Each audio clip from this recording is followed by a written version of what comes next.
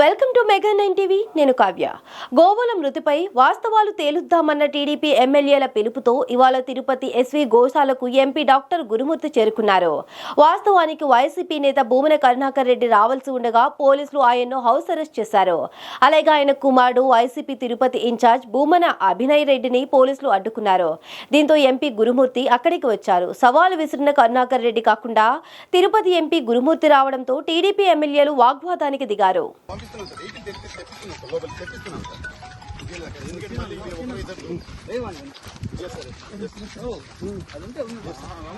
మీరేమో ఫోన్ చేశారు రమ్మని, ఆడేమో పోలీసులు అడ్డుకుంటున్నారు. అందుకని వేరే రూట్ నేను వచ్చాను. మీరు వచ్చారంటే తీసుకుని వద్దాము, లేదా మీడియా ముఖంగానే ఆయన్ని మీడియాను కూడా పంపించి మీడియా ముఖంగానే కరుణాకర్ రెడ్డి గారిని తీసుకొచ్చి కరుణాకర్ రెడ్డి గారు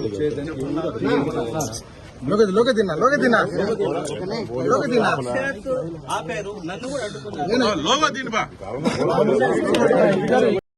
మీరు పంపిస్తారు. సాక్షాత్తు వాళ్ళు కరుణాకర్ రెడ్డి గారు ఇంటి ముందే నిలబడి ఉన్నారు. పంపించండి. ఇప్పుడు వెహికల్ నంబర్ చెప్తాము, బయట ఉండింది, గంట సేపు వీడియో చూపిస్తాము. మీరు ఎంపీ గారు ముందే కరుణాకర్ రెడ్డి గారు ఎంపీ గారు వచ్చినావు కదా, నీతో పాటు పెట్టుకుని రాకూడదు చూడుతున్నాడు. మీరు వచ్చినారు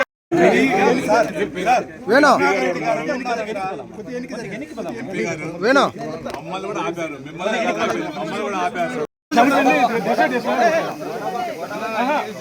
చనిపోయింది 43 చనిపోయింది మేము అంటాను, 100 అని మీరు అంటున్నారు. 43 43 43